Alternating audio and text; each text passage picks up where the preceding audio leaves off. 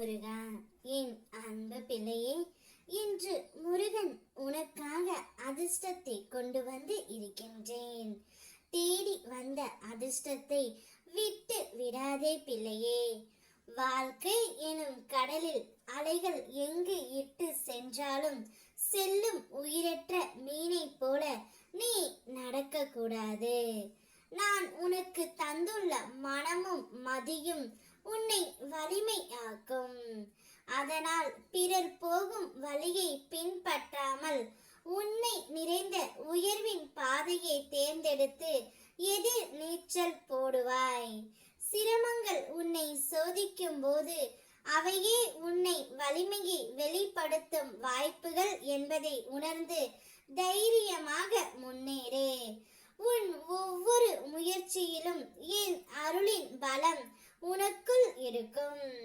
நீ மனதிலும் உடல் அளவிலும் படும் கஷ்டத்தை நான் அறிவேன். என்னுடைய ஆலயம் வர முடியாமல் தவிக்கின்றாய் அல்லவா? உனக்கான பதில் இதோ. உன் உள்ளமே என் இருப்பிடம். அனைத்தும் நான் அறிவேன். உன் இல்லத்தில் விளக்கேற்றி கந்த சஷ்டி கவசம் ஒலிக்க செய்து பிரார்த்தனை செய் தங்கமே. உன் மனதில் உள்ள அனைத்தையும் என்னிடம் சொல். உன் மனம் லேசாகும். உன் போராட்டம் சிறிது சிறிதாக விலகுவதை நீயே காண்பாய். நான் உன்னை பார்த்து கொண்டு தான் இருக்கின்றேன். நீ நீண்ட நாட்களாக ஆரம்பிக்கலாமா என்று நினைத்த நல்ல காரியத்தை இன்று ஆரம்பி தங்கமே. அது உனக்கு நிச்சயம் சிறப்பான ஏற்றம் தரும். உனக்கான அதிர்ஷ்டம் உன்னை தேடி வரப்போகின்றது. நீ எனக்காக என்னென்னவோ செய்ய திட்டமிட்டாய். அது எல்லாம் உன்னால் செய்ய முடியாமல் போனதே என்று வருந்தாதே. நீ எனக்காக செய்ய ஆசைப்பட்டதை எல்லாம் செய்ய உனக்கு மீண்டும் ஒரு வாய்ப்பு கிடைக்கும். உன்னுடைய வாழ்க்கையில் நீ எதிர்பாராத பல நல்ல விஷயம் அடுத்தடுத்து நடைபெற உள்ளன.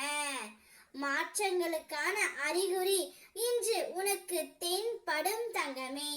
நீ மகிழ்ச்சியாக இருப்பதை நான் காண போகின்றேன். உன்னிடம் எது இல்லையோ அது இல்லை என்று நினைத்து வருத்தப்படாதே. இருக்கின்றதை கொண்டு சந்தோஷமாக வாழ். உன் தலைவிதியை நான் நல்ல முறையில் மாற்றி எழுதி விட்டேன் பிள்ளையே. இனி 16 செல்வங்களும் பெற்று பெரு வாழ்வு வாழ்வாய்.